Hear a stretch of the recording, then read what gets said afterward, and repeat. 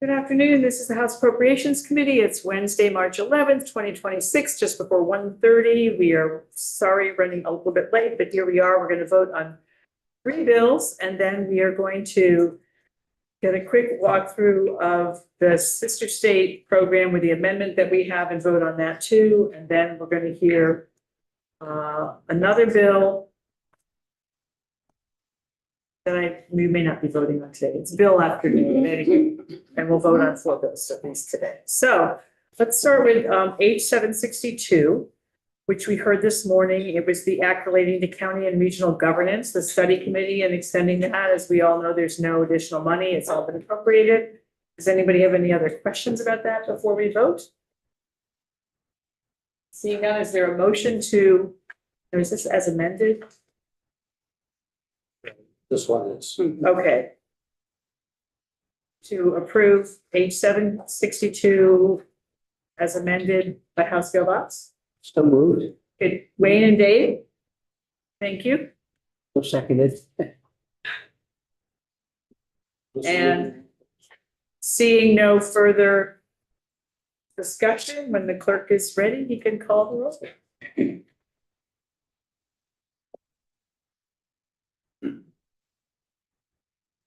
Representative Lumley, Yes.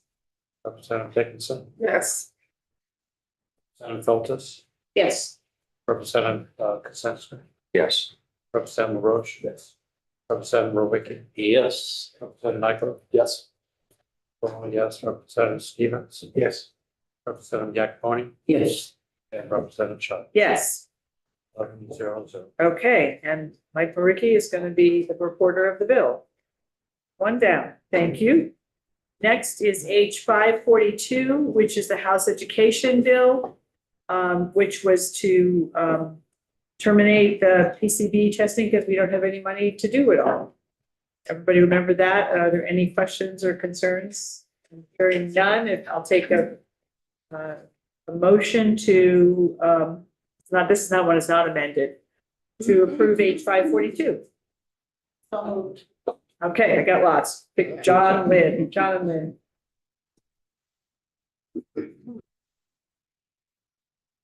And if there's no further discussion, call the roll when you're ready. Representative Lumley, Yes. Representative Dickinson, Yes. Representative Feltus, Yes. Representative Kaczynski, Yes. Representative LaRoche, Yes. Representative Rowicki, Yes. Representative Nyko, Yes. Representative Squirrel, yes, Representative Stevens, Yes. Representative Yakponi, No. no, No. And and Representative Shaw. yes. Okay. Okay. 10-1-0. 10-1-0, and John is the reporter of that bill.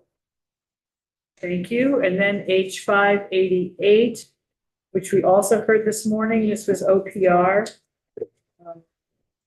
And there is no, the only fiscal stuff is revenue, and there's no expense from our end.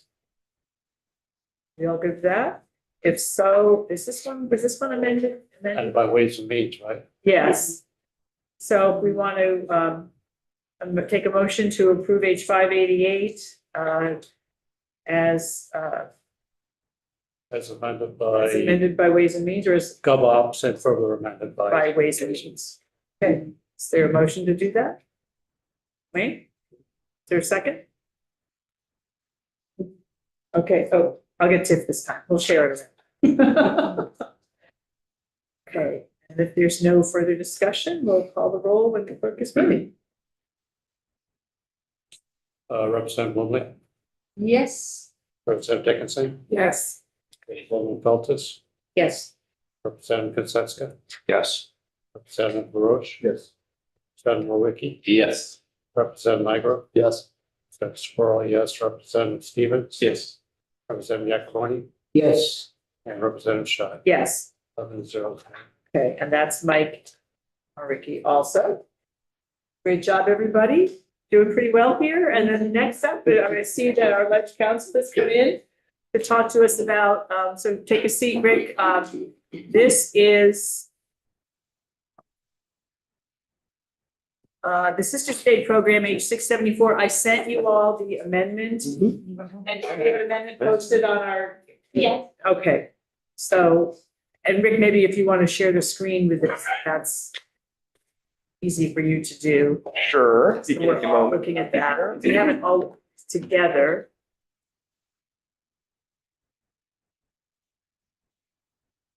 And Autumn, I may need a Zoom invite. It's this. Let's see. I bet you're right.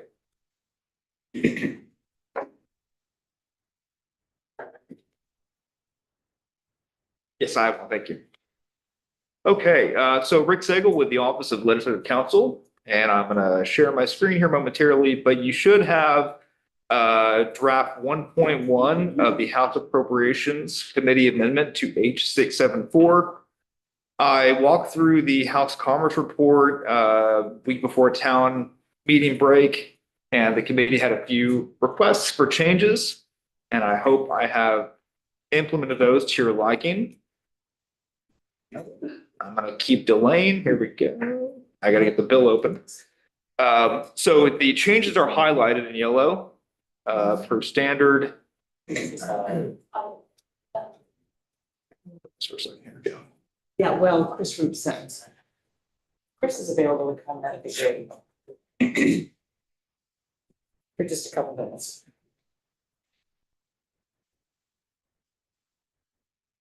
An 8-page amendment. Almost a new bill. And it's not even a strikeable. It's I know. yeah, I'm wondering if you wish you had done that, but I think this is fine. This is fine. I'm not sure that we want to do a strike off. I prefer not when it's not necessary. Okay, here we go. Sorry about that. I got it open. I'm gonna share it. I just came from Commerce, so I'm not totally all set up. It's okay. And they haven't, Okay, there we go. So the first change on page 1, this says the words have been removed. If you recall, there was language here about diplomatic collaboration. I think Rep. Stevens brought up that was a concern. I talked to some colleagues in my office, and they agreed that that's more of a federal government. The whole diplomatic type of work is more the purview of the president, federal government. So I removed that phrase from the purpose of the sister state committee and the program. Okay. The second amendment starts on page 1 and it completes on page 2 of the amendment, which is there was a request that the agency, when developing the program, that they determine how long these agreements should be in effect. So that's now going to be one of the tasks of the Agency of Commerce and Community Development, is to determine what else is necessary in addition to the length of time for these partner agreements to be in effect. concern. You wanted to have sort of an end date. Yeah, so that was that answer. Okay. Okay, the next change on the same page is there was this during the timeline of a application. You may remember the agency receives it. They do the initial verification, then it goes to the sister state committee, who then gives it the thumbs up or thumbs down. The language in the bill as it came out of Commerce told the governor that the governor can only approve an application that had been approved by the committee, but it was in a different part of the bill that he thought didn't belong there. So that sentence has been moved to the bottom of subdivision B, which is where the sister state committee work is. And you can see it's not new language. It was just moved. The committee shall not send to the governor an application that the committee does not recommend be approved. So if they, yeah. Is everybody good with that? Okay. And you see the fourth removal is that same sentence being removed from the governor's paragraph. Okay. Okay. Yeah, I didn't highlight it because it's not new language. It's Removing old, yes, old new language. right. The fifth amendment is the request to have the committee's authority to terminate a partnership. For some reason, if things go sour, the committee can vote to have a partnership be terminated.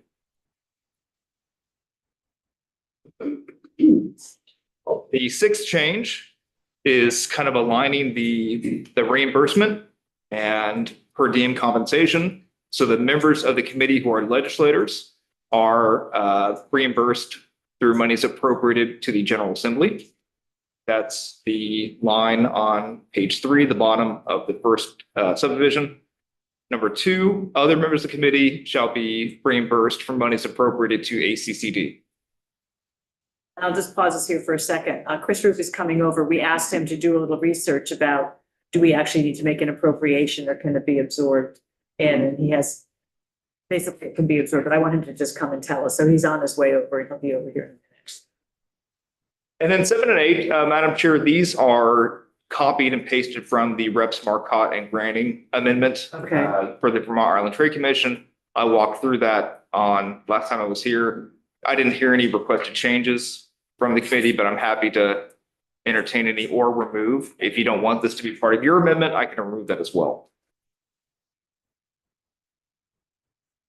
People remember this part? And here it is. I can walk through it. Do we need a refresher on this? What's happening here? Or are you comfortable with it? We're okay? People seem like they're okay. And was there anything else at the end of that? No, that was the copy and paste. That was the copy and paste. Yep. So no other Okay. changes to the bill. And you said you just came from Commerce, but they haven't looked at this. They're gonna wait till we've approved this and then they're gonna vote? That's my understanding. Okay. And you're welcome to sit there. And if Chris, you want to come to the table for your few seconds of fame, that would be great to update us on. You sent me a nice email, but I think the whole committee should hear. Oh, we're talking about again? Oh, Page 670. yeah, that one. Oh, Good afternoon, Chris Roop, Joint Fiscal. I will have a fresh fiscal note posted for you all later today once you vote on an amendment, but I can tell you verbally what it will say. When I was here before town meeting, in the pre-amended version, the cost of this bill was really limited to the per diems and expense reimbursements for the sister state program committee. And the original language had the costs coming, even for the legislative members, having it all coming out of ACCD's budget. So the amendment, after your discussion, separated the legislative members, so their costs would come out of the legislative budget, and the non-legislators would come out of ACCD's budget. That changes the cost estimate from, roughly $9,600 to ACCD to being roughly $5,300 to ACCD and roughly $4,300 to the legislature. This assumes all 8 meetings would happen every year. In reality, there may be fewer than that happening, which would obviously bring the costs down.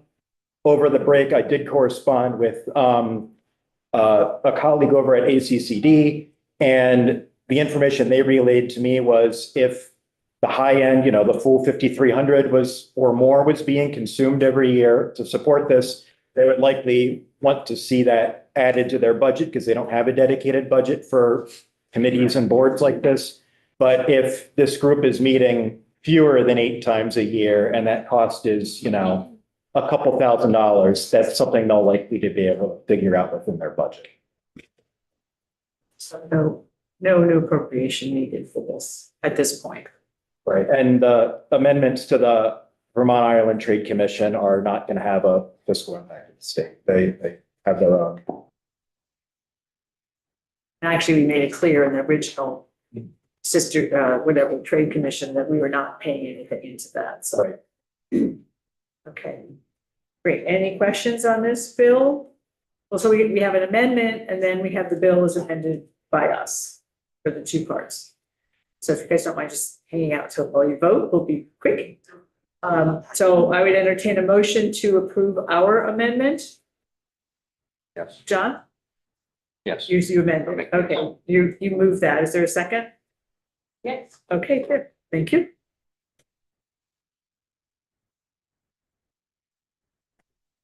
Any other comments about this before we vote the amendment now?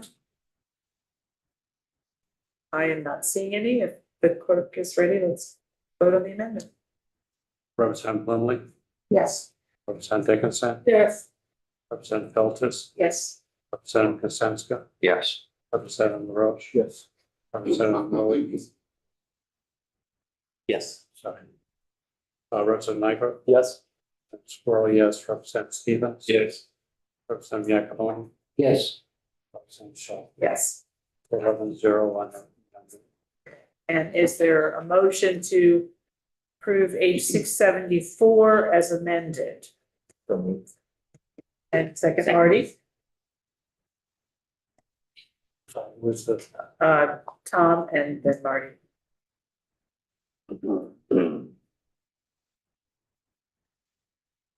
Okay, not seeing any further discussion? Let's take a vote when you're ready. Thanks. Representative Bluntly, Yes. Representative Dickinson. Yes. Representative Feltes, Yes. Representative Kaczynska, Yes. Representative LaRoche, Yes. Representative Rowicki, Yes. Representative Nigro, Yes. Representative Squirrel, yes, Representative Stevens. Yes. Representative Yakavoni, Yes. Representative Shaw, Yes. 11-0. Okay, we're doing pretty well today, and this one's Tom's. So, oh, Chris, thanks for coming at the last second. Appreciate it. Thank you for. Of course. So good, we can now pass 4 bills out. Thank you. You did good progress here. Yeah, I just need to print out the graph with our yellow. yeah, okay, I just copied Rep. Stevens on. okay. And then next up.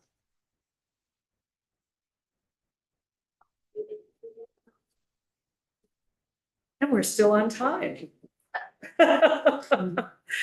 We have H 814, an act relating to neurological rights and the use of artificial intelligence technology in health and human services. And did I see Jen Carvey? Okay. So we have Ledge Council, and Nolan is coming at some point. I know he's going to be in for a few seconds.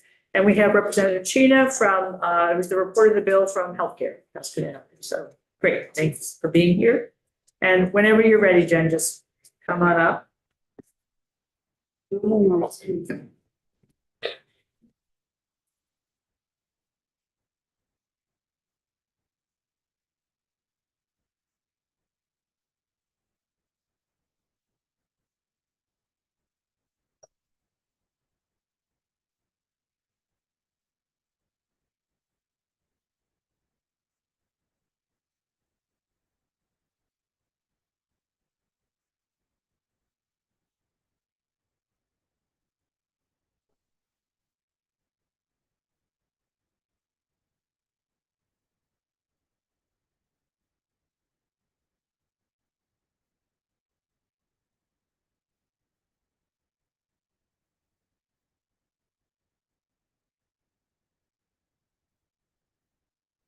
Okay.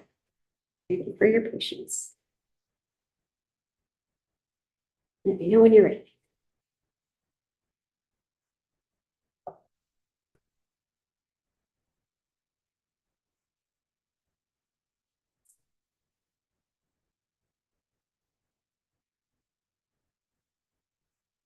You ready for me? Ready, thank you. Good afternoon, Jen Carvey from the Office of Legislative Counsel. We are looking at H 814, which just yesterday was voted out of the House Healthcare Committee. This is an act relating to neurological rights and the use of artificial intelligence technology in health and human services.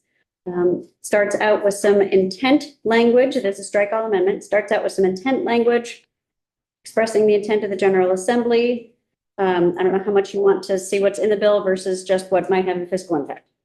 So, give me some little Do you want direction. to take a sort of high level? Okay. So we have some Sure. understanding, that would be great. So it starts with some intent language around the intent of the General Assembly as it relates to the use of artificial and augmented intelligence technology in healthcare, human services, and later it talks a bit about education as well.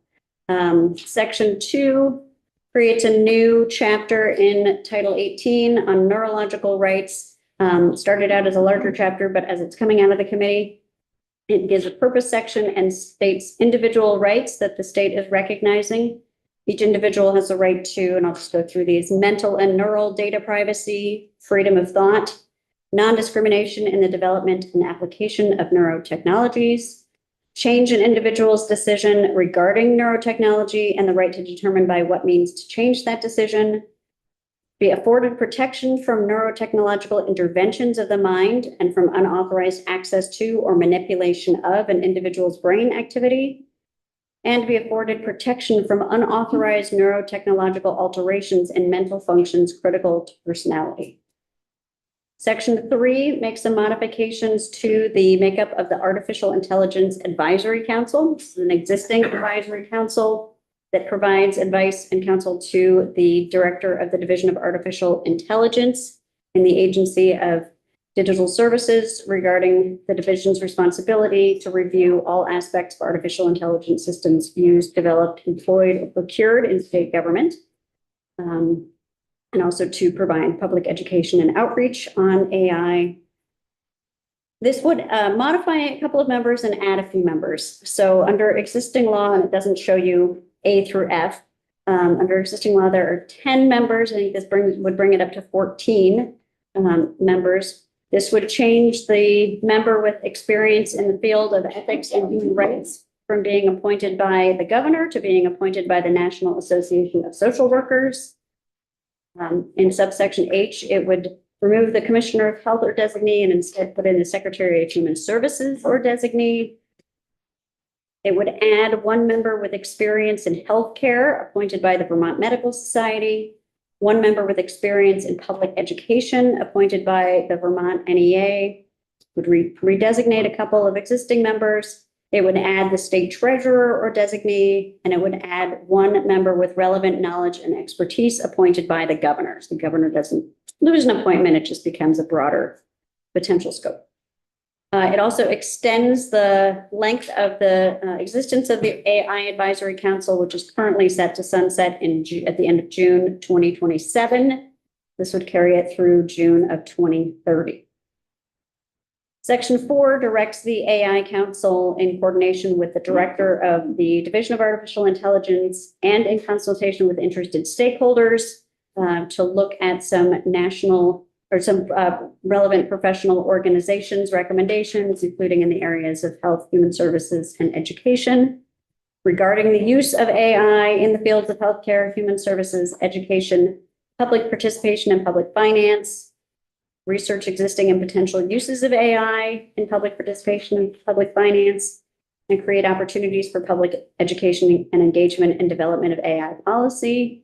And then it would require by January 15th of 2027 that the council, in coordination with the Director of the Division of AI, submit a report to the General Assembly recommending any additional statutory changes necessary to further the purposes of this act, including protections for neurological rights and relating to neurotechnologies, guidance on use of generative AI by regulated professions, and regulating the use of artificial and augmented intelligence in health insurance utilization review processes, summarizing additional ways the government can promote ethical and responsible use of AI in health and human services and education, proposing pilot projects to improve public engagement in public finance using ethical and responsible AI technology, and identifying any reasons for further delaying or removing the new 2030 sunset of the AI Advisory Council as set forth in Section 4. It would take effect on passage. So as I understand it, the reason that this bill is here is the potential for one or more of these new additions to be entitled to a per diem. Oh, my understanding is the reason that the bill is here is because there's potential that one or more of these new members on the AI Advisory Council could be entitled to per diem compensation and reimbursement of expenses. Okay, and so I do want to hear from Rep. Chena, but I think Noam is on a tighter time frame. Is that right, Nolan?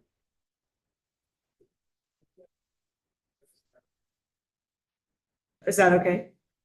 Representative Chena, would you like to probably just explain about how this came about? And I have to say, I remember we were both elected at the same time, and you were the author of the bill that created the Artificial Intelligence Advisory Council. The task force. Task force. And then I served on the task force, and then we followed the recommendations of the task force, and we created a council. So where we're at now is Introduce yourself. I'm Representative Brian Sheena from Burlington. I'm here on behalf of the House Healthcare Committee. I'm going to be reporting the bill. But I am also the lead sponsor of the bill. So where we are at in history is we're on the verge of some breakthroughs in medical innovations that are really gonna force us to question our rights as humans, and maybe even like the meaning of our humanity. There are technological innovations that are gonna cross boundaries of our mind. And so we heard from the Neural Rights Foundation some details about these technologies, and we decided the original bill had a lot in it. It took what every state in the country has done with AI healthcare and put it in one bill. And then it added in this piece that no one has yet done, which is formally establishing neurological rights. We didn't have the time to adequately review all that work. But what we determined was at the very least, we should establish neurological rights in statute. Doesn't cost anything to do that. And then ask the existing council to come back in a year with further recommendations on all these other pieces that we need to know about soon. And what we heard was that the council has a good group of experts, but that they were lacking community-based voices in the health, human services, education sectors. And so we are adding those 3 members to the council, and then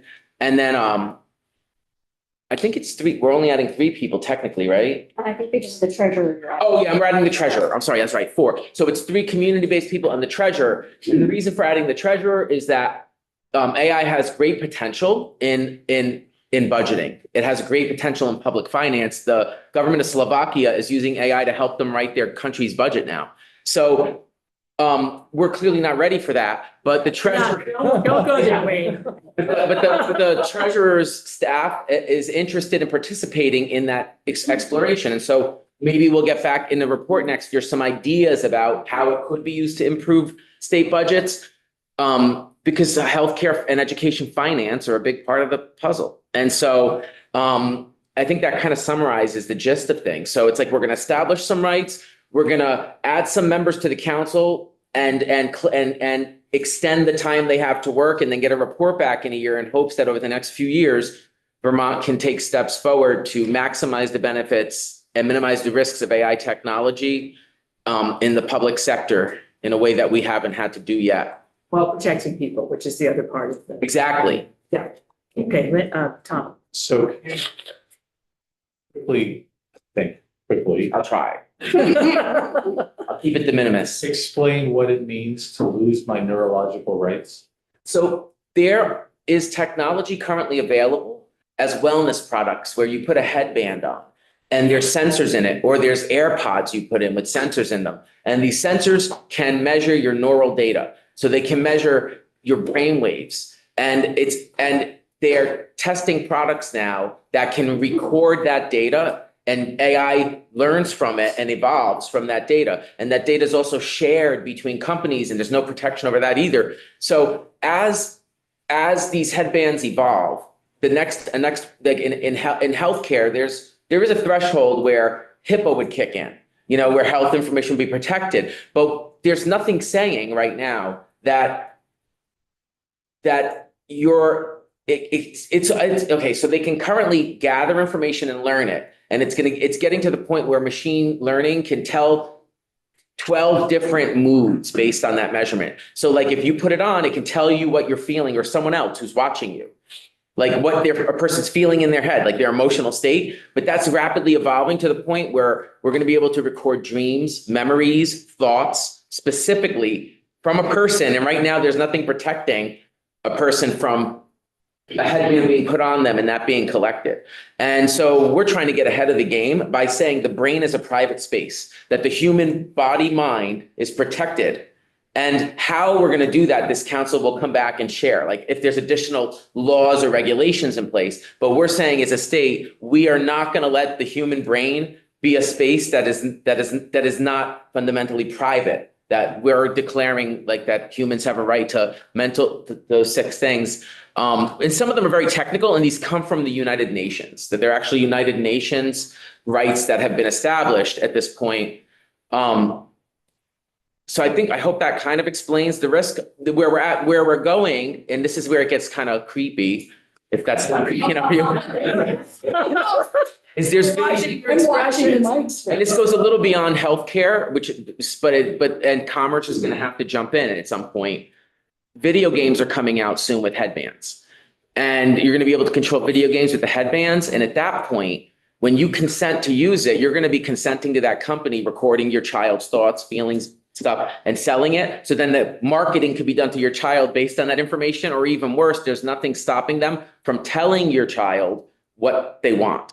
And this is why we're saying we're protecting people from that, separate from commerce, that the human body has integrity, that we're not going to let people be implanting thoughts before they can even do it. We're going to say they can't.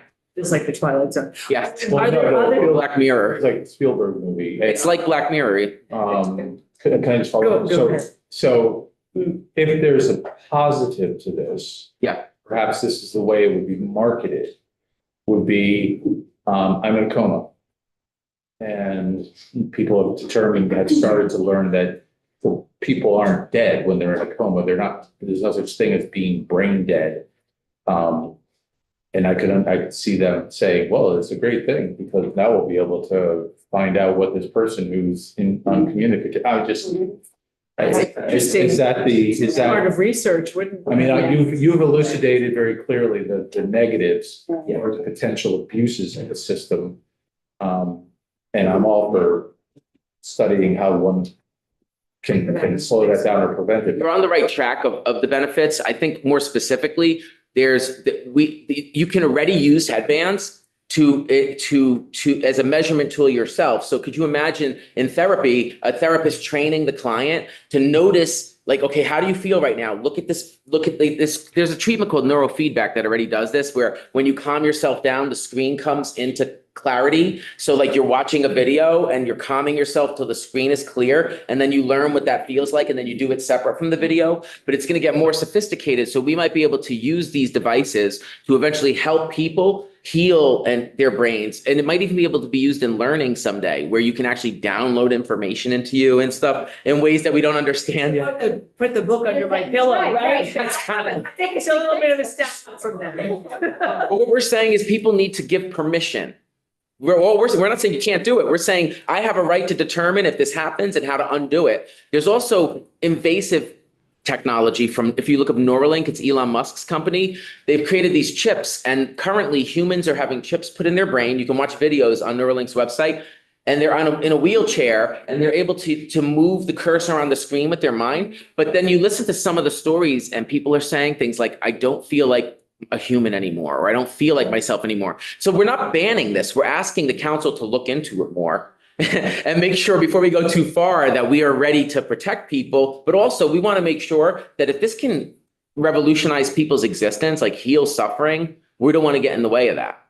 We want to make sure we can help, we can use it to improve the human experience too. And there's many other, like Jen was showing me, like the Neural Rights Foundation, there is on record testimony from them giving much more detail about this. I don't want to take up too much of your time, but you asked, and I think it is important to know, Yes, it's very interesting. So Lynn, go ahead, and then Wayne and I. Yeah, mood rings. Yes. I mean, this is beyond that. This is the 21st century mood ring. Yes. What's another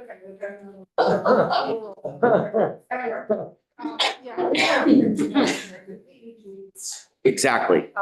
It's like very sophisticated. Medical appliances that can go on handicapped people who can communicate with a computer and. This is not. No, it's just the next level. Yeah. I think that you're correct in that we need to have protections. I have a couple of people here that I'm sort of curious about. Why, in your experience in education, you would use the Vermont NEA as the person to be appointed by when there's principals, superintendents, guidance counselors, others, school nurses, school psychologists, all kinds of people. who actually may belong to the NEA at some point in their lives, but who are more attuned in to what it is, more professionally tuned in. That's number one. The number two is the state treasurer, really. The state treasurer doesn't determine the budget. The state treasurer makes a recommendation to us. So the governor makes a recommendation and they add to it, which is what we're doing now. So why those two? Well, the state treasurer manages public funds. So the idea that treasurers around the world are currently looking at how to manage public money using artificial intelligence, that would bring a perspective into the equation. That if you look at the other positions on the AI Council, you have people from different state agencies beyond health and human services like commerce, public safety. So you're getting all these different pieces of the executive branch of state government. What I would say is maybe we should add the auditor. Maybe because we have the attorney general, like why are we leaving the auditor out? But I don't want to add more people. I'm just saying like this should be a more inclusive versus exclusive group. If they're looking at use of AI in government, we have the executive branch. We don't have the legislative branch represented, but we're delegating our spaces to the people who are appointed by the NASW, the NEA, and the VMS. And I think the reason we're choosing them is those are professional organizations representing direct practitioners. So the idea that like NEA, it's teachers, that they could appoint a principal, they could appoint a superintendent. Or psychologists? Yeah, exactly. But like giving the voice to the teachers, giving a voice to the doctors, giving a voice to the social workers. We heard from probably 10 other groups wanting to be on the council. Nurses, psychologists, et cetera. And we just felt we couldn't add too many more people. Come and present at committee meetings. They're allowed, that's why we put the interested stakeholders. They're welcome at the table. We just didn't want to stack the council over. We wanted to add a few voices because the council was asking for that, but we didn't want to overdo it. So those are the three we landed on. And I think the reason we chose doctor, teacher, social worker is that each of those organizations has guidelines openly available on how you should be using AI in the professional settings.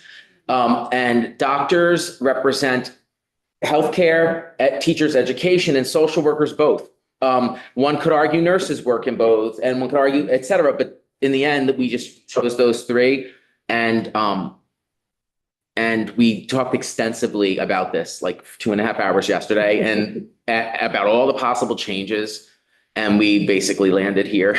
So I would feel more comfortable with like the school psychologist or somebody. You have. Well, to be clear, though, it's somebody with experience in public education, the appointing authority. Exactly. That's what it says. It doesn't say a teacher. It says somebody with experience in public education. The appointing authority is the Vermont NEA as an appointing authority, but it doesn't limit what that person's focus or profession is.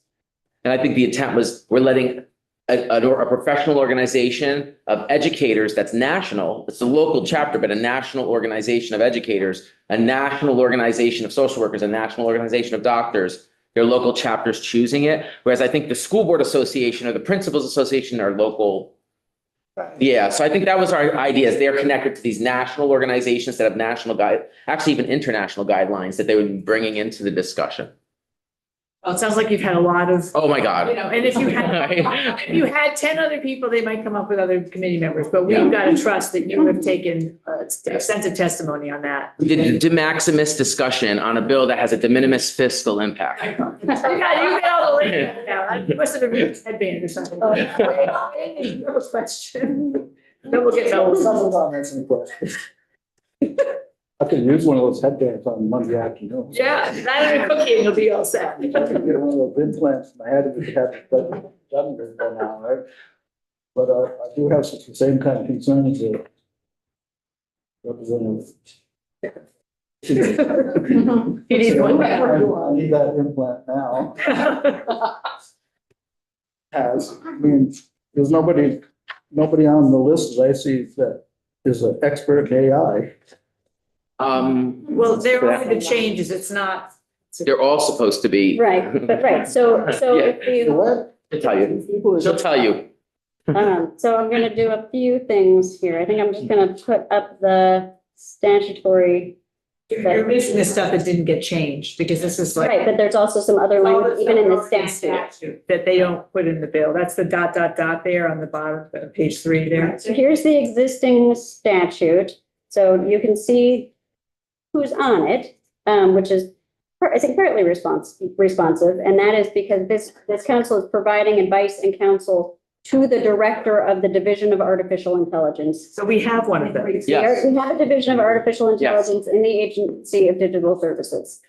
The two people who run that division and that topic came in and testified in House Healthcare. Extensively, but they were part of the They discussion. provide, so this council provides advice and counsel to the director of the Division of Artificial Intelligence regarding the division's responsibilities to review all aspects of artificial intelligence systems developed, deployed, or procured in state government. So it's not putting these people in charge of AI. These people are providing advice and counsel to the person who is in charge of AI for state government as far as that division's responsibilities to look at how the state interacts with artificial intelligence systems. The existing, and then also the council engages in public outreach and education on artificial intelligence, again, in consultation with the director of the division. So essentially, they're almost like a grassroots attempt to get the concerns of the greater community. So that's Right, I mean, it's all about the use of AI in state government. And so you have the secretary, so existing members that you can't see because the ... Right. is the Secretary of Digital Services or designee, and and the person who's on the council, who's one of the co-chairs of the council, is I'm not going to get his title right. He's not the direct. He's the person above the director of the Division of AI. So there's Secretary of Digital Services or designee, Secretary of Commerce and Community Development or designee, Commissioner of Public Safety or designee, Executive Director of the ACLU of Vermont or designee, a member who's an expert in constitutional and legal rights appointed by the Chief Justice of the Supreme Court. And we get to some of the ones we did see, some of which get modified in the bill, someone with experience in ethics and human rights appointed by the governor, an academic at a post-secondary institute appointed by the Vermont Academy of Science and Engineering, Commissioner of Health, changes in the bill to Secretary of Human Services, Director of Racial Equity or designee, and Attorney General or designee. And then allows them to elect a chair. Members shall be, so existing law not changed, qualifications, members shall be drawn from diverse backgrounds and to the extent possible have experience with artificial intelligence. And then it also directs the council to consult with any relevant national bodies on artificial intelligence, including the National Artificial Intelligence Advisory Committee established by the U.S. Department of Commerce and its applicability to Vermont. So the risks that's attempting to be dealt with, is this going to be in the medical practice? Artificial intelligence, it's already there.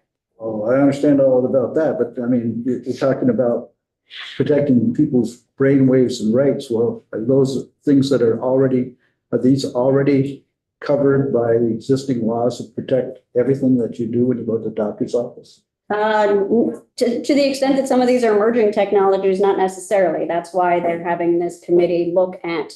Why would this be any different than any other diagnostic technique that they might use there now?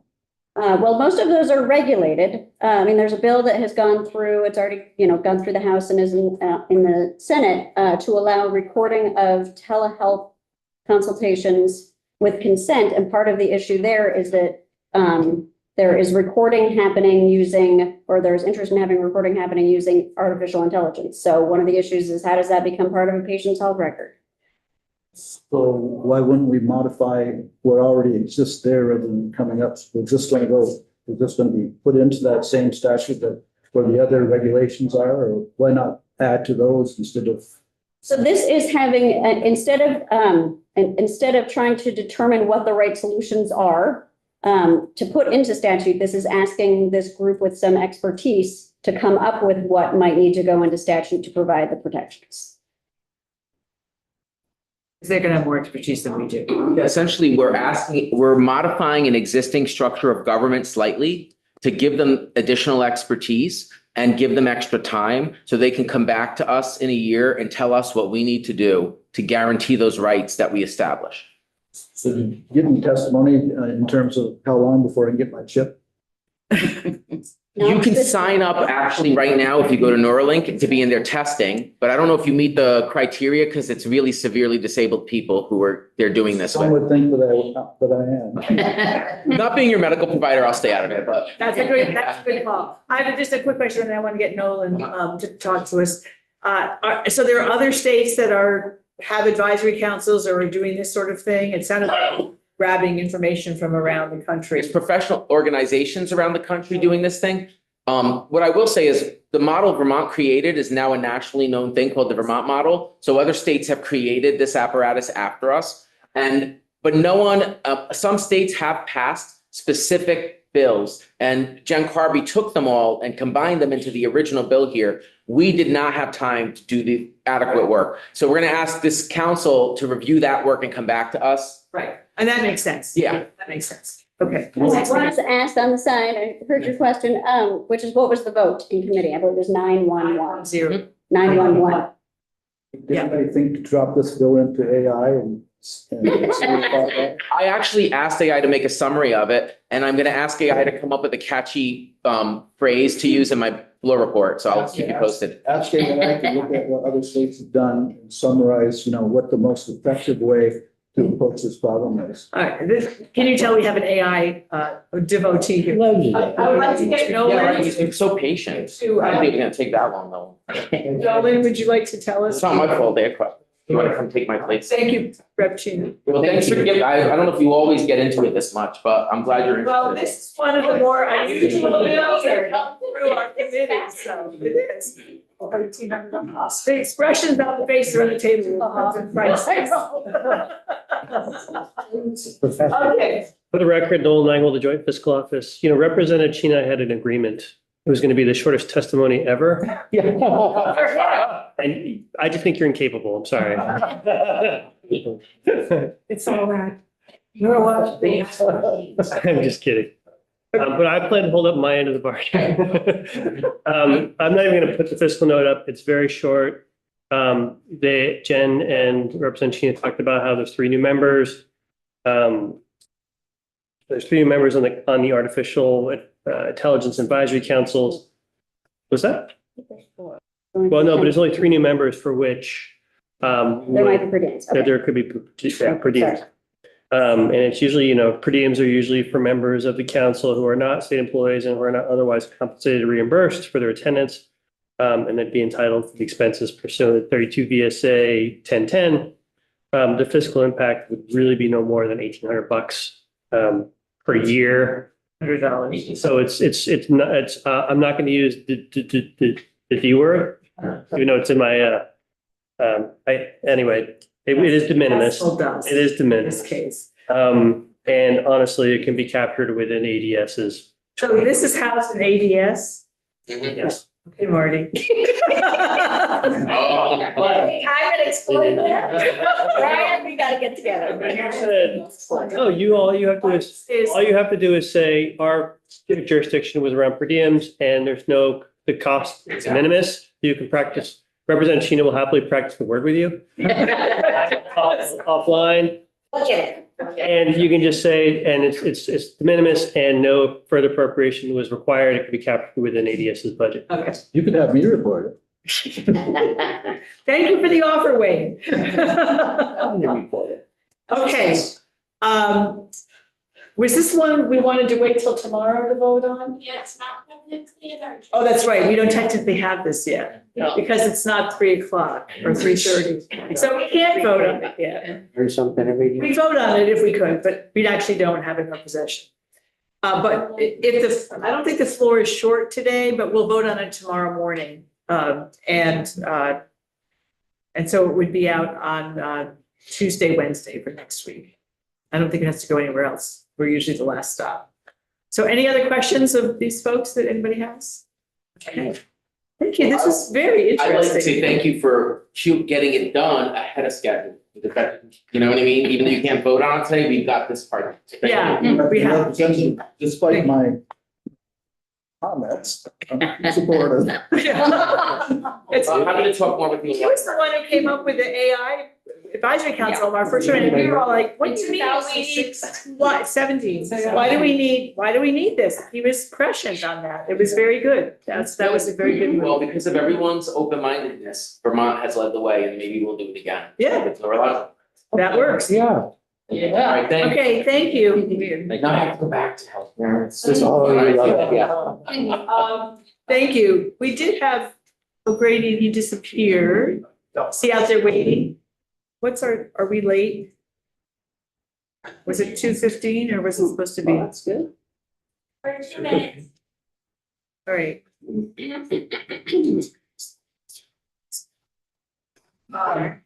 And took like. Okay, so, welcome. We've just been through 5 bills. If we broke for 5 minutes, would you guys be okay? Oh, for me? Yeah. Yes, absolutely. Yes, Are please. you okay with that? Let's go off live